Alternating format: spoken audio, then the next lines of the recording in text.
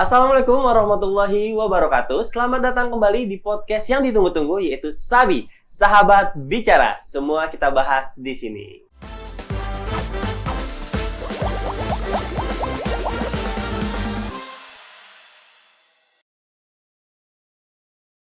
Pada kali ini kita akan ngebahas topik yang relate banget nih buat mahasiswa ataupun anak-anak kosan, yaitu warteg sehat, ekonomi kuat. Tantangan pelaku usaha warteg pasca pandemi. Betul sekali, dan tentunya bersama saya Asya dan juga rekan saya yaitu Kak Imam. Kali ini kita akan bahas itu dia Kak Imam ya. Betul. Kenapa sih kita ambil topik warteg? Karena menurut kami warteg adalah sangat dekat di hati. Betul. Semua relate dan ternyata banyak sekali loh ilmu-ilmu yang bisa kita pelajari. Betul. Karena kalau kita ngomongin tentang UMKM, tentang ekonomi Indonesia juga, warteg itu khas Indonesia banget. Di mana sih kita ketemu warteg kalau nggak di Indonesia? Di Amerika nggak mungkin ada Kak Imam. Betul. Iya, jadi kita ingin mengulik nih lebih tepat, lebih detail bersama orang-orang yang memang sudah pengalaman dan terjun langsung di bidang warteg ini. Dan sudah hadir spesial kali ini di studio Sabi, yaitu yang pertama kita ada pengurus dari Warteg Asosiasi Warteg, yaitu wilayah Jakarta Utara, ada Bapak Tanuri yang ada di tengah, mungkin bisa di zoom ya teman-teman ya. Dan selanjutnya nggak cuma Pak Tanuri saja, kita juga sudah kehadiran yaitu pengurus dari Warteg Jakarta Pusat, yaitu Bapak Yogi. Selamat datang di podcast Sabi Bapak-bapak.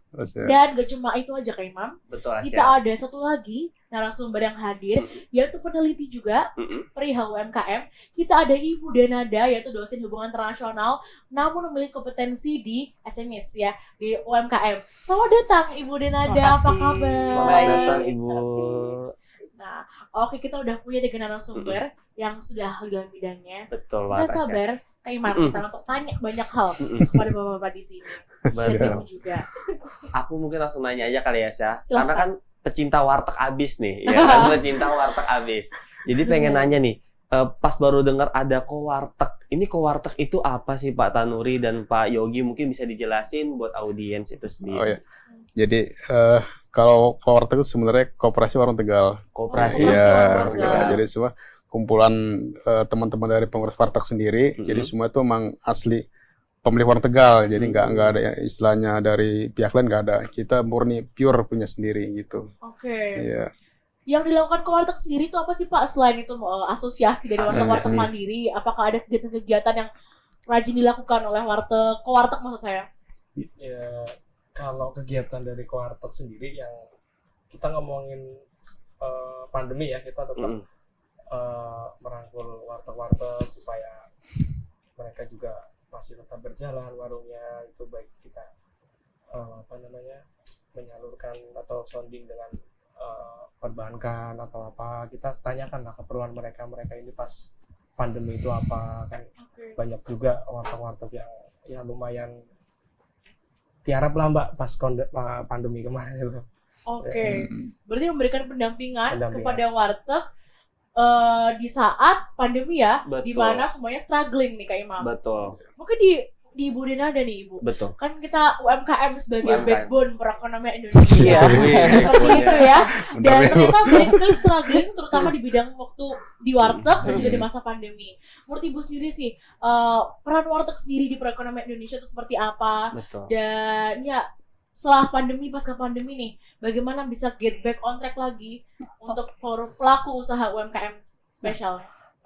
Saya tuh tertarik meneliti tentang UKM itu sudah 4 tahun terakhir ya, 5 Alhamdulillah. tahun loh. Dari 2017 saya fokus untuk meneliti UKM, tapi mungkin bisnisnya beda. Saya lebih ke tekstil dan produk tekstil. Cuma ada perbedaan atau yang menarik dari sisi UKM bidang pangan atau makanan, food and beverage terutama.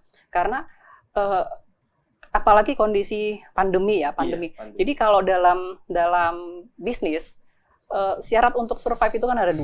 Satu, adaptasi, kemudian yang kedua memanfaatkan peluang. Nah, kalau untuk adaptasi, ada pandemi atau tidak ada pandemi, ada tantangan dari luar atau ada tantangan dari dalam perusahaan, kita tetap harus adaptasi. Cuma untuk kondisi yang tidak bisa kita prediksi, seperti pandemi kemarin yang sudah 2 tahun berjalan, ada sedikit model adaptasi yang levelnya agak tinggi, agak ekstrim. Nah, itu kalau di bisnis disebutkan sebagai agilitas atau agile. Agile. Nah, agile ini kemampuan seseorang atau individu atau bahkan badan usaha untuk beradaptasi dengan cepat, dengan segera untuk menyesuaikan diri dengan tekanan-tekanan dari luar atau perubahan-perubahan yang tidak bisa diprediksi. Nah, ini menariknya kondisi pandemi kemarin, salah satunya di bidang pangan, ini kan mereka banyak yang ini ya terpuruk. Kenapa?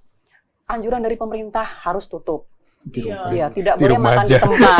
Di rumah aja ya, Bu. Ya, Berpengaruh banget ya, Bu. Jam Di rumah aja. operasional, ya. Kemudian banyak sekolah-sekolah, kantor-kantor yang di sekitarnya itu warung-warung makan, mau tidak mau mereka terimbas. Iya, secara langsung tutup ya Pak ya. Iya, Mungkin Bapak lebih paham karena kondisi di lapangan gitu. nggak boleh Nah. keluar dulu. Betul, nggak boleh keluar. Tapi kan namanya bisnis untuk survive, untuk bertahan, untuk tetap ada, memikirkan karyawan, memikirkan bagaimana ke depannya, nggak boleh kolaps itu ya udah menyerah gitu aja. Namanya intuisi bisnis harus cari jalan keluarnya apa, survival mode-nya apa gitu ya, pivot point-nya apa gitu. Jadi bagaimana pengusaha warteg tadi melakukan adjustment, efisiensi karena tuntutan-tuntutan yang tadi harus mau tidak mau harus beradaptasi.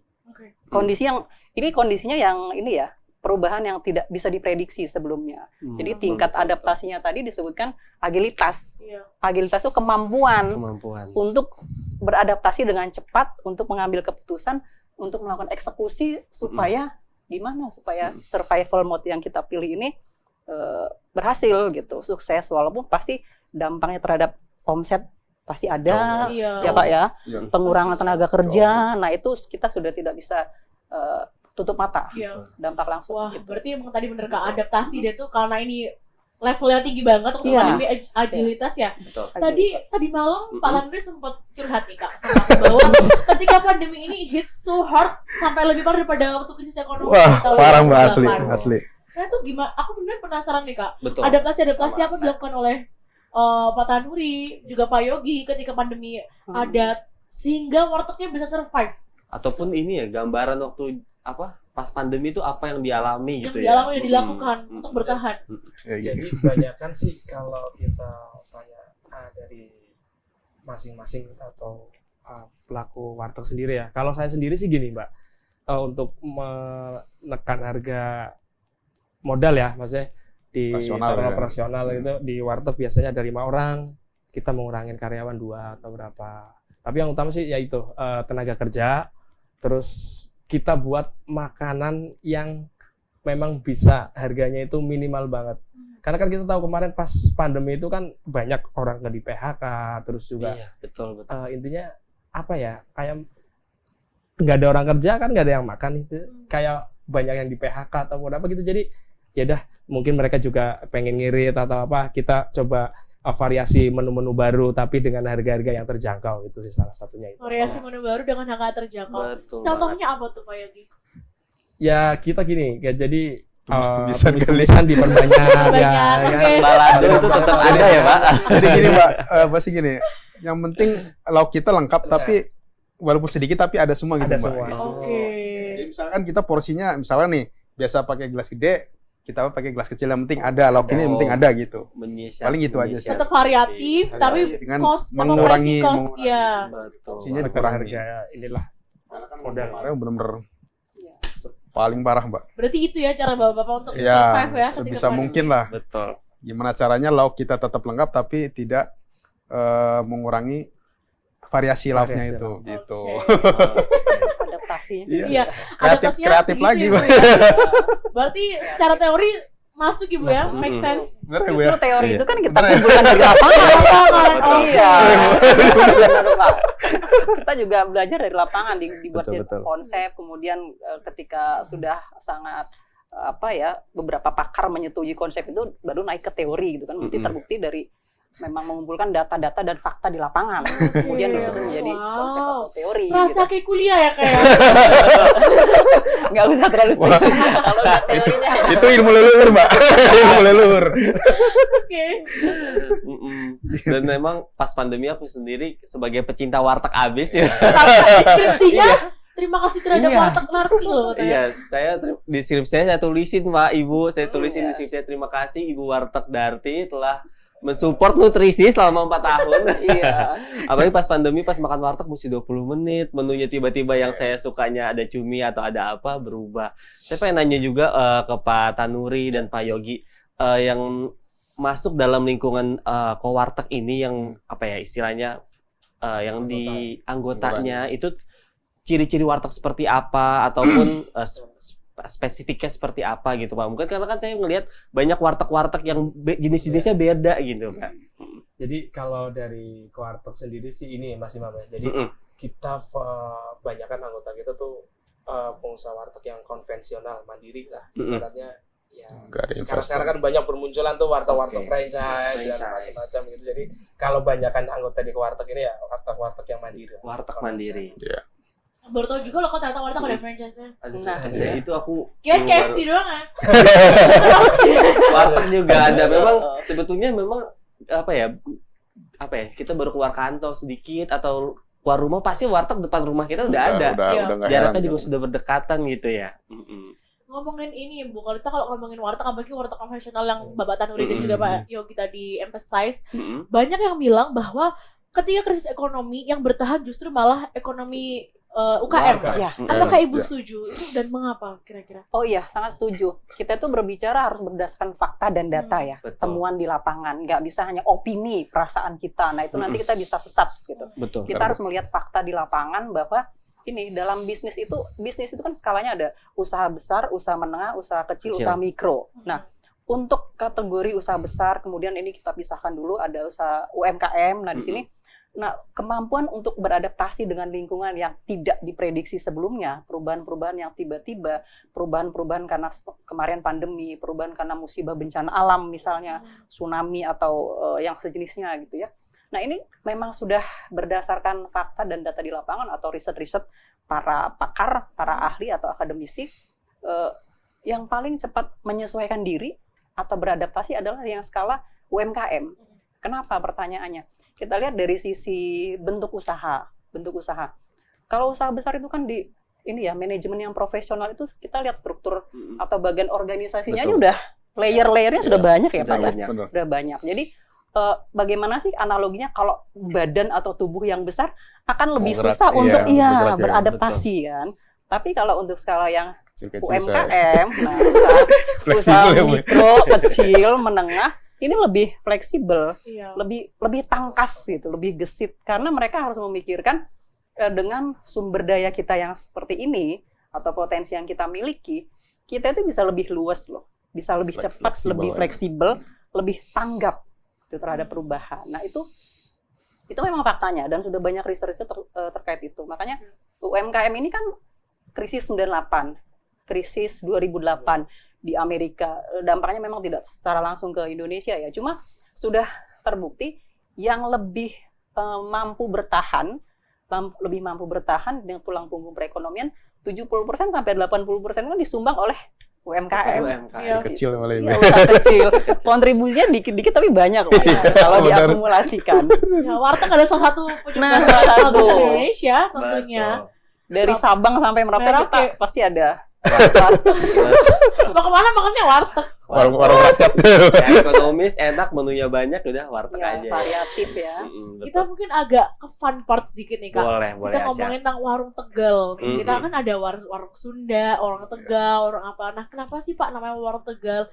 Ciri khasnya warung Tegal itu apa? Karena jujur saya ya udah warung gitu kan sama aja. Nasi gitu. Nasi jualan banyak lauk. Lauk. Bapak sendiri yang udah dari Tegal langsung asli loh ini. Asli Tegal. Dan dari Bapak Ibu penyokong pionirnya warteg. Nah, itu gimana nih ceritanya, Pak? Mas sering ini nggak merhatiin kalau warteg itu pasti pintunya kanan kiri. Oh pintunya ya. Iya. Terus makanya menghadap ini juga ya. Terus etalase itu dia berbentuk L. Etalase L. Ada makna-makna tersendiri atau seperti apa? Sebenarnya sih bukan makna atau ini ya. Dulu gini, kenapa itu warteg dua pintu masuk gitu ya? Jadi penjual ini bisa langsung lihat yang masuk siapa nih, langsung nyapa. Langsung nyapa. Hospitality. Hospitality-nya. Di warteg ini kan gini, ketemu orang tuh langsung, "Hai Mas, mau makan apa nih?" Gitu langsung. Nah, kenapa itu berbentuk L? Itu untuk menjaga apalagi kalau kita ngomongin dulu pas masih zaman-zaman masih rawan lah ya di tahun 70 itu. Ini orang yang mau berbuat jahat juga kelihatan nih Mbak ada kayak gerak-gerik mau gimana, jadi nggak bisa masuk sebelah sini. Tapi yang utamanya sih kita biar langsung Sirkulasi. ini sih tatap muka dengan penjual langsung kita makan apa nih Mas, Mbak mau beli apa, jadi langsung. Ternyata ada maknanya ya kayak Betul, ternyata betul. ya. Filosofinya. Ada filosofinya bahwa ada L pintunya ada 2. Betul. Jadi buat Kalau- sirkulasinya, jadi sebelah sini masuk, sebelah sini bisa keluar gitu Mbak. Oke. Jadi puteran gitu Sirkulasinya ya, jelas. sirkulasi gitu. Ini strategik ya kayaknya. Betul, strategi itu ada. Karena kalau cuma satu pintu gimana mau ini Mbak, Iya, jadi kan keluar betul, masuk. kelihatan kalau aja 2 pintu gitu kan ya Satu sini pintu. masuk, sini keluar gitu. Tapi baru nggak ya warteg ada. Iya, rata-rata 2 pintu. Baru tahu, Iya, baru tahu bener karena ya. kita nggak pernah kayak pay attention sedetail itu. Ibu Sebetulnya juga tahu tapi nggak ngeh doang Nggak itu mau. ya, benar. nggak pay attention juga sih dan ternyata emang ada manfaatnya di situ ya. Kalau dari menunya Pak Tanuri, kira-kira apa yang menciri khas warteg banget gitu? Warteg yang konvensional, yang biasa-biasa. Yang biasanya selalu Yang ada di pasti warteg. ada itu pasti tempe orek. Tapi orang- Tempe orek Menu itu nggak ada. andalan. Tempe orek yang pakai Pasti semua. ada. Bener kan ada pasti ada tempe orek. Benar. Tempe orek. Menu andalan. Telur asin, pasti Telur ada. asin. Sama Ada. tumis-tumisan lah. Tumis-tumisan. Kurang lebih gitu lah. Wah, Coba menciri aja tempe orek sih emang. Tempe orek. keren. Betul. Nah, tadi Ibu kita udah dijelasin juga nih sama Betul, ya. Pak Tanuri dan juga Pak Yogi bahwa ketika pandemi adaptasi lingkungan seperti ini dan Mm-mm. sekarang udah pasca pandemi ya Pak ya, Betul. kita bisa ya masih pandemi sih cuma orang-orang sudah mulai kembali normal lagi Iya. Betul. masuk. Nah, menurut Ibu Denada sendiri, apa sih peluang warteg ya ke depannya untuk perekonomian Indonesia, terutama warteg-warteg mandiri punya seperti punya Pak Tanuri dan juga Pak Yogi? Oke, peluang ya.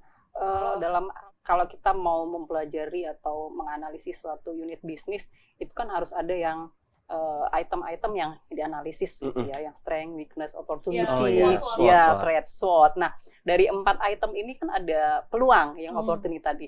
Jadi ketika mendirikan atau mengembangkan suatu entitas bisnis, pasti ini kan didasari dengan intuisi dulu, intuisi bisnis pemilik modal atau shareholder, apakah itu skala UMKM atau usaha besar. Nah, harus melakukan yang tadi, SWOT tadi. Nah, kenapa tertarik misalnya bidang pangan atau warteg? Karena sudah ada nilai lebih atau kompetensi atau kemampuan atau kapabilitas yang sebelumnya dimiliki. Oh ya, kita secara geografis atau culture berasal dari Tegal, gitu ya. Tegal. Kemudian minat, ketertarikan, bakatnya, kemampuannya itu memasak dengan menu yang beragam atau variatif, variasi. Kemudian peluang-peluang kalau bisnis makanan ini kan ini kebutuhan pokok ya. Betul. Iya. Mau tidak mau kita harus penuhi. Iya, betul. Apakah Betul. itu makanan mewah atau makanan yang sederhana, mau tidak mau dipenuhi. Nah, untuk beberapa kelas atau unit bisnis yang pangan mungkin UMKM seperti warung Tegal atau soto Lamongan atau restoran warung Padang gitu Iya. ya. Ini kebutuhan pokok. Terutama kita lihat kalau peluangnya, yang pasti kalau mau memulai usaha bisnis itu kan nggak harus belajar teori yang muluk-muluk gitu ya. Misalnya kalau kita di kampus atau di sekolah belajar sebelum memulai bisnis atau jualan kita harus SKB dulu gitu ya. Betul. Studi kelayakan bisnis, tapi kan nggak harus seberat itu gitu. Betul. Tapi sebenarnya para pelaku usaha ini sudah melakukan itu, Pak. Sudah melakukan studi kelayakan bisnis. Betul. Kira-kira kalau kita buka warteg di daerah perkantoran, laku nggak ya? Nah, itu kan peluang. Iya. Melihat peluang ya, opportunity. Kalau kita buka warteg di daerah sekolahan atau kampus, kira-kira pelanggannya ada nggak ya? Pangsa pasarnya ada nggak ya? Kemudian di daerah kos-kosan atau yang mahasiswa atau pekerja kantoran, yang tempat tinggalnya mungkin mereka jam kerjanya ada yang buka 24 jam, kemudian jam kerjanya juga shift-shiftan, kan mereka butuh makanan. Jadi peluang-peluang seperti ini yang harus dimanfaatkan atau jeli ya. Jeli atau peka dilihat oleh pelaku usaha tadi. Gitu. Pasti peluang pasti ada. Apalagi bisnis makanan. Saya optimis, bisnis makanan, minuman itu sangat menarik. Jangankan warteg.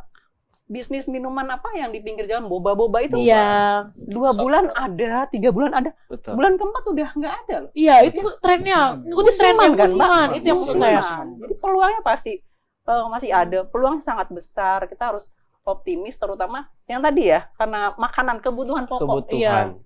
sehari 3 kali kita harus makan ya. Pak. Apalagi warteg bisa buat sarapan, makan siang, Nah, malam. makan Warteg malam. ada Satu apa? lagi yang ini Mbak, bisa ngebon. Bisa ngebon ya. Itu paling utama. Emang iya Pak ya? Ada. Aku baru tahu, Aku Pak. baru tahu. Ada, Mbak. Boleh, Jadi, boleh. Kadang ada kita yang bayar bulanan ada. Oh. Jadi per 2 minggu juga ada, per minggu juga ada, kita ada. Oh gitu ya, berarti kita Ada. mungkin bisa kayak gitu ya kayak mau. Pay Ini ada later warteg. ya kalau bahasa Gen Z ya. Iya, pay later. Iya. Kita ada warteg pay later ya. Wow. Trennya juga sekarang. Tapi jangan salah, di hutang itu nanti masuk ke celengan biasanya. Oh iya, jadi saving ya Pak ya. Iya, jadi saving ini. Punya celengan Oke. di luar segini nih. Oke, I see.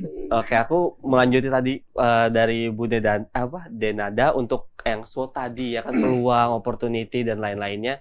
Menurut Pak Yogi ataupun Pak Tanuri sendiri, inovasi-inovasi apa nih yang lagi diperjuangkan oleh Cowarteg ataupun yang udah lagi dilakukan? Seperti misalkan sekarang udah zamannya digital. Apakah warteg mulai merambah-rambah dunia market digital atau seperti apa gitu? Mungkin bisa Bisa dijelaskan. jelaskan atau menjadi inspirasi yang warteg-warteg mandiri yang lain lain. yang masih Gitu. belum terjun ke Jadi digitalisasi. gini, kemarin kita sempat ngadain acara dari Kementerian Koperasi sempat ngegandeng kita juga untuk gimana caranya warteg itu bisa ke online juga kan.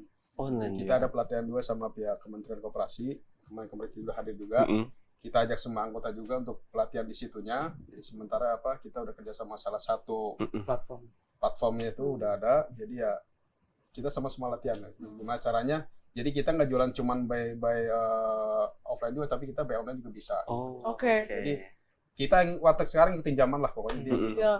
Menurut ya. Jadi ibaratnya gini, kalau orang kita bicara bisnis makanan, beda tangan karena kita beda rasa gitu. Oke. Gitu kalau kita bisnis makanan gitu. Peracikannya bumbunya Beda sama ya Pak pasti ya. ya. Kayaknya bagus. Walaupun Cara bumbu masaknya. sama itu bumbunya sama, tapi cara ininya pasti ada perbedaan. Oke.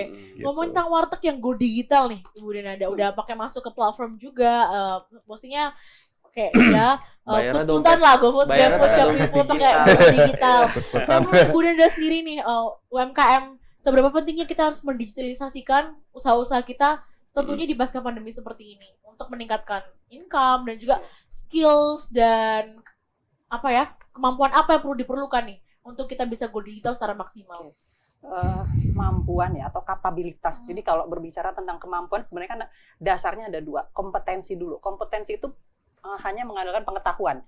Kita paham teorinya, kita paham konsepnya. Tapi begitu kita praktek di lapangan itu sudah naik kelas, bukan hanya kompetensi, tapi kapabilitas, capable. Mampu nggak menerapkan yang tadi dibenarkannya, oh gini loh cara masak, oh ini loh bumbunya. Cuma ketika kita turun lapangan, cara ngulek itu kadang-kadang beda ya Pak. Iya benar. Beda rasa.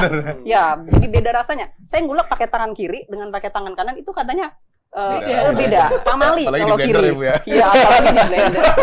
Boleh di blender.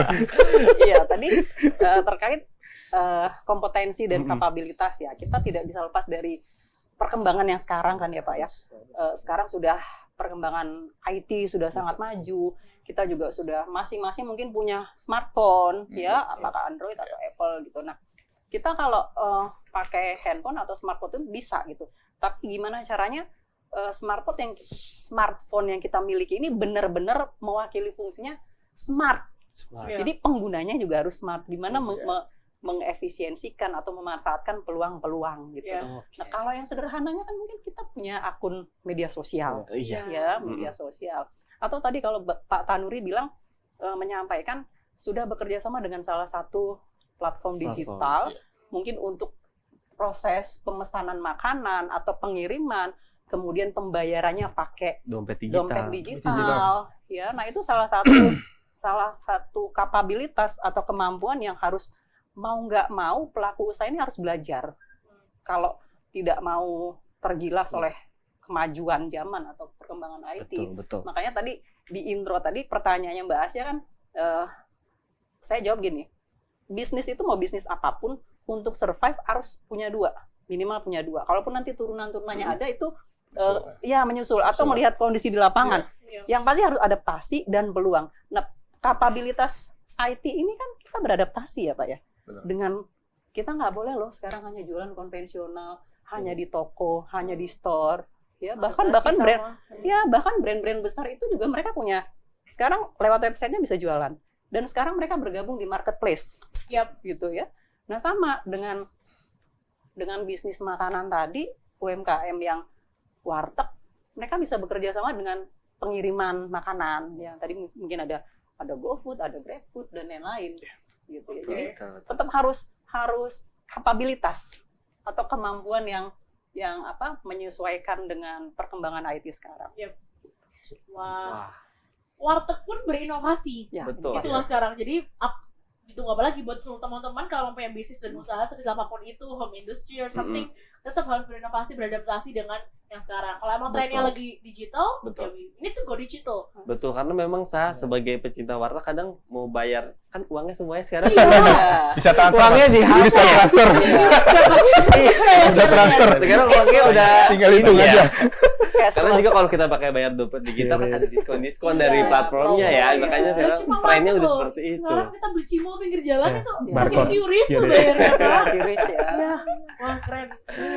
Oke, mungkin terakhir Asia mau nanya juga ke Pak Tanuri dan Pak Yogi sendiri. Beberapa detik terakhir nih, Kak. Mm-mm. Masih ada Oh, iya. pertanyaan lagi. Boleh. Mungkin ngasih harapan gitu ya saya buat pemerintah apa nih yang bisa pemerintah dukung ataupun dari Kowarteg sendiri. Biar usahanya bisa maksimal. Biar ya betul. Pendampingan juga secara maksimal. Pendampingan betul. Kalau dari pelaku warteg sendiri sih pada intinya gini sih Mbak, untuk ketersediaan barang bahan pokok ya kalau Bahan di warteg. pokok. Jadi apalagi sekarang kita ngomongin minyak goreng itu bukan Aduh, langka sekali kan kemarin itu ya. Bu. Naik Tiba- turun naik- harganya iya, bingung Bukan ya. naik turun Mas, memang sudah naik. Oh, sudah. Apalagi itu betul. pemerintah juga mau ini kan ya, maksudnya bolehlah kalau di pelaku UMKM nggak boleh memakai minyak curah, tapi coba tolong carikan solusi untuk menekan harga biaya kebutuhan itu biar rada-rada diturunkan lah, maksud gitu. Oh iya, apalagi Iya. minyak goreng gitu ya, Pak. Iya. Kemarin kan minyak goreng susah kan, apalagi di warteg dia pasti menggoreng lah ya. Betul. Mungkin Ini kita- sekarang cabai lagi naik juga nih, Pak. Oh iya. cabai lagi Cabai naik juga juga. sekarang. 150. Wow. Jadi kalau bisa ya untuk pemerintah ya untuk kebutuhan pokok agak inilah di Terjangkau gitu. ya, Terjangkau. terjangkau Harganya lagi. bersahabat. Untuk pendampingan sekaligus misalnya kayak Pelaku usaha. apakah di warteg diperlukan? Diperlukan. Iya, Eh, perlu lah. Karena kan apalagi kemarin kita sempat berganding sama Kementerian Koperasi kan. Oke. Kita sama-sama cari solusi gimana caranya untuk dengan kondisi kayak gini tapi kita tetap berjualan gitu loh. Warteg tetap ada gitu. Ya, walaupun sebenarnya untuk masalah konsep kita emang lagi benar-benar jatuh, tapi gimana caranya kita tetap jalan gitu. Jadi kita Oke. berdampingan sama pemerintah juga. Gitu sih, Mat. Ya tetaplah pemerintah harus mertaikkan ke warteg tetap. Iya. Ya, gitu. Tadi intinya. kalau dari Pak Yogi dan juga Pak Tanur pendampingan tadi dan Pendampingan. juga harga. Harga Ya, harga pokoknya. Kalau dari Ibu sebagai dosen dan juga pengamat UMKM sendiri, langkah-langkah apa sih sebenarnya dari pemerintah yang perlu dilakukan untuk mendampingi pelaku usaha dan juga bisa membuat pelaku-pelaku usaha, especially UMKM ini tetap bertahan meskipun pandemi, pasca pandemi, kira-kira ada masukan apa Oke, ya? ya baik. Pendampingan ya, maksudnya apa sih upaya persuasif atau merangkul dari Merangkul, pemerintah betul. gitu ya untuk Dukungan-dukungan pelaku juga. usaha, terutama skala UMKM. Kita jangan lupa tadi katanya 70-80% perekonomian itu ditopang oleh skala UMKM. Nah, berangkat dari fakta-fakta itu harusnya ada dong upaya yang lebih ekstra Benar, Bu. pendampingan. Ya. Betul. Lembaga pemerintah itu banyak yang apa ya menangani ya. Menangani. Ada Kemenkop UKM, ada Bappenas, ada Bank Indonesia. Jadi ada unit kerja di lembaga pemerintah ini yang khusus menghandle UMKM. Cuma kan gini, ini banyak yang mengaku-ngaku kita memfasilitasi loh UMKM. Cuma kalau tidak ada, ibaratnya orkestra, si main piano, main gitar, main ini. Nah, dirijennya ini siapa? Gitu, yang mengkoordinir, gitu ya Pak ya? Iya. Yang mengkoordinir. Jangan, oh ya kami mendampingi UMKM, kami berkontribusi, kami berperan. Cuma kan harus ada tetap satu yang tadi, koordinir tadi. Yang Iya. saya Minimal ada analogikan. dialog ya, Bu ya. Nah, ada dialog dialog. lah. Ada dialog. Halo-halo apa gimana gitu selesai gitu. Kalau pendampingan, yaitu pertama, siapa nih yang mengkoordinir? Ya. Kemudian ketika sudah di lapangan, dicari tahu kebutuhannya apa. Misalnya, oh iya, kalau tadi misalnya cara pencatatan atau laporan keuangannya belum diperhatikan. Nah, sekarang pertanyaan lanjutan, apakah itu benar-benar dibutuhkan oleh UKM ini? Ya. Kalau tadi warteg mungkin agak sulit, Bu, kalau untuk pencatatan Karena udah ya di pengeluaran luar kepala kalau pemasukan kita dan udah. pengeluaran ya Pak ya, karena matematikanya sudah di luar kepala gitu. Iya. Dan pembayarannya juga Di upgrade terus. di-upgrade. Dan pembayar tidak Hafal pakai itu ya Pak ya, struk. Nggak. Nah, Karena harga seikhlasnya kadang-kadang. harga sih kelasnya. Nah, mungkin untuk UMKM yang warteg belum kebutuhan yang mendesak untuk itu. Tapi pendampingan-pendampingan yang lain misalnya bagaimana mengedukasi atau memberikan wawasan atau insight yang baru. Gini loh, misalnya kita mau bergabung dengan platform digital untuk memasarkan produk. Nah, cara mempromosikan produknya atau foto produk-produk atau bahan-bahan makanan supaya menarik, supaya angle-nya atau lighting-nya. Nah, itu kan bisa sebenarnya. Ya karena kan Betul. tadi tadi Pak Tanuri bilang atau sampaikan sudah bergabung dengan salah satu platform digital. Iya. Nah, ketika display makanan itu kan itu menarik Iya. buat calon Betul. Dari luar konsumen. kayaknya ada ini Nah, displaynya. iya jadi seperti itu mungkin pendampingan dalam bentuk tadi kita sudah punya smartphone. Nah, gimana cara memanfaatkan supaya fotonya atau tampilannya Menarik. menarik. Jadi kita harus tanya dulu kebutuhannya apa, jangan disamaratakan. Mereka nggak Betul. butuh kok pencatatan pemasukan pengeluaran. Betul. Belum maksudnya ya. Iya. Belum, untuk dalam waktu dekat belum. Tapi yang paling dibutuhkan adalah bagaimana tampilan produk itu menarik, kemudian menarik minat calon konsumen atau calon pembeli. Karena tidak dipungkiri kalau kita milih makanan di platform digital itu kan banyak yang sejenis ya. Iya. Nah, harganya juga gitu. Kemudian apakah kita menarik karena biasanya ngelihat visualnya dulu ya Pak ya, Iya, benar. gambarnya Benar. gitu. Semakin lapar. Iya. ya kan? Ada Lihat. asapnya dikit. Iya. Ini masih panas nih kalau dipesan. Betul. lapar.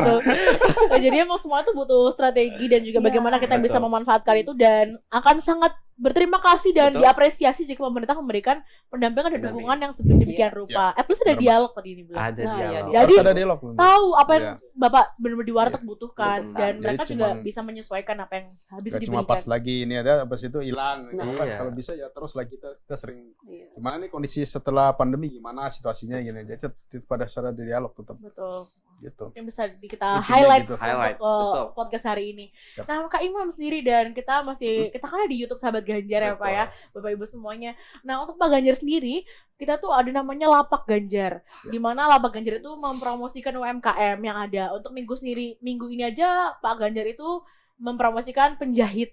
Penjahit yang ada di, apalagi Bapak dari Tegal ya, Tegal. dari Iya. Jawa Tengah gitu ya.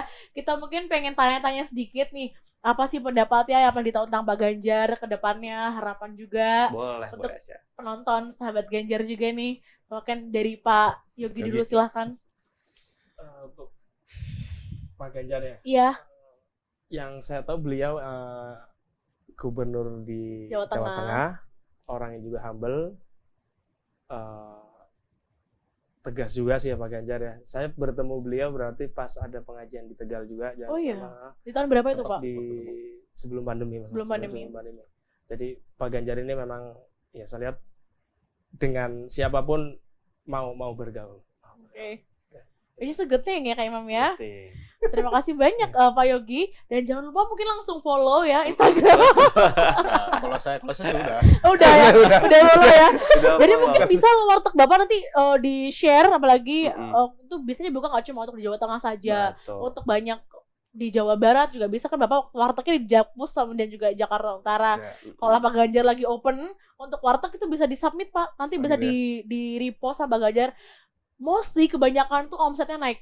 Karena banyak tahu, karena dipromosikan sama Pak Ganjar kan followersnya jutaan ya. Jadi banyak tahu. Kalau Pak Tanuri sendiri, kalau Pak endorse tanpa bayar Pak, betul. Kalau Pak Ganjar tuh endorse tanpa kita ngasih bayar.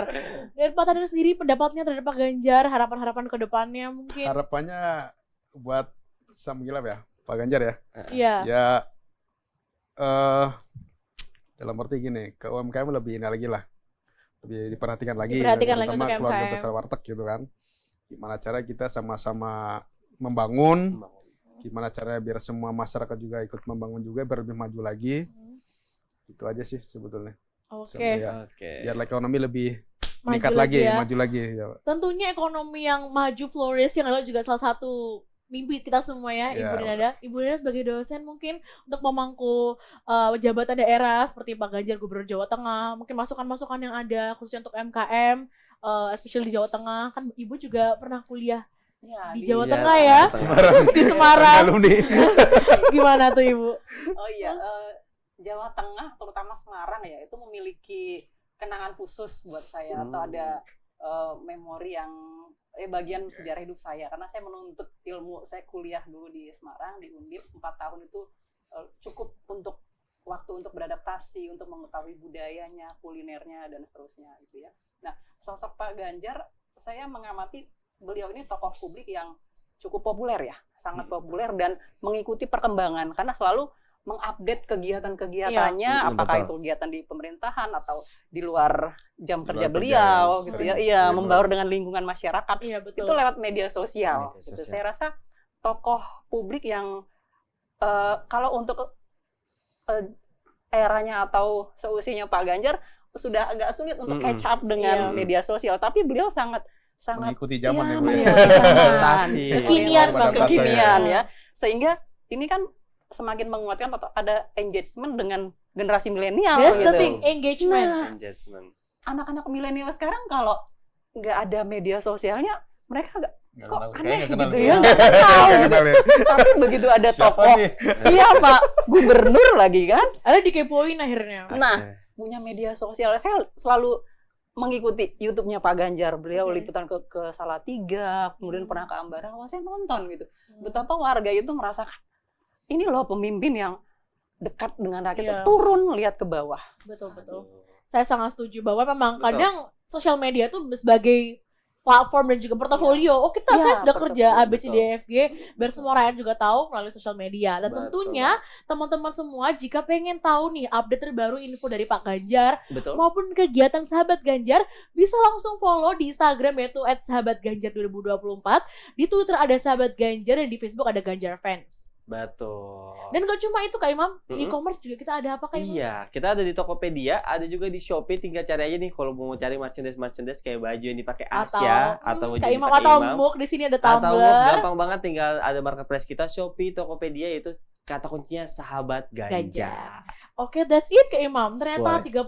30 lebih ish minutes ini Betul. berlangsung sangat cepat karena topik yang sangat menarik. Menarik, langsung pengen OTW warteg kali Ya, ini. OTW langsung pulang langsung Langsung makan OTW. siang Langsung langsung. lapar. Dan kita sudah belajar banyak hal ya, Kak, Betul, tentang Asia. warteg sendiri, kok warteg juga. Siap. Mm-mm. Dan apa sih yang diperlukan warteg, dan dari Ibu Denada memberikan insight yang banyak tentang UMKM, UKM, bagaimana tetap bisa flourishing, bertahan, Bertahan. adaptasi juga di era pandemi maupun Mm-mm. pasca pandemi. Pasca pandemi. Kita Ya. harapin semua cita-cita untuk bangkit kembali nih Iya. warteg-warteg di Indonesia Amin, amin. bisa terjadi dan segera ya Asia, biar Betul. kita semua bisa menikmati karena memang warteg andalan Andalan. banyak orang ya. Dan semoga ekonomi Indonesia makin maju, makin Amin. berhasil, dan salah satu alat tonggaknya adalah warteg. Warteg. Warteg mandiri, ke warteg. Kami mengucapkan terima kasih Terima banyak kasih Terima banyak. kasih kepada Pak Tasya, Yogi, ya. Pak Tanur, Terima dan kasih. Ibu Denada Denada, sudah Pak hadir Ya, spesial di diajak hari ngobrol-ngobrol. Senin yang sangat busy ini. Mm-mm. Terima kasih banyak atas ilmu dan juga pertukaran pikiran hari ini. Ya. Terima kasih. Kami sama-sama. harap bisa ketemu lagi di Di lain kesempatan kesempatan. selanjutnya. Pokoknya tetap halo-halo, Mbak. Of course, kita akan Siap. selalu Tetap catch halo-halo, up Mbak. terus, Ya. berkomunikasi, tidak putus hubungan dengan Bapak Yogi, Bapak Tanuri, dan juga Ibu Siap. Denada. Siap. Siap. Ya. Terima kasih. Sekali lagi juga terima kasih untuk seluruh podcast Sabi penonton yang sudah nonton.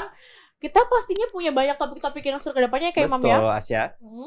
Dan juga jangan lupa untuk terus subscribe YouTube Sahabat Ganjar. Betul. Karena minggu ini juga kita akan ada topik baru Betul. yang tentunya dengan narasumber yang gak kalah keren dan gak kalah informatif. Betul, dan juga saksikan banyak konten menarik dari Sahabat Ganjar ataupun lihat aja seluruh konten hal-hal yang menarik di website Sahabat Ganjar Betul. www.sahabatganjar.com. Nah, cukup sekian dari kami. Betul. Saya Asya. Dan saya Imam. Kami pamit undur diri dan sampai jumpa di podcast Sabi episode selanjutnya. Terima kasih dan bye-bye. Wassalamualaikum warahmatullahi wabarakatuh.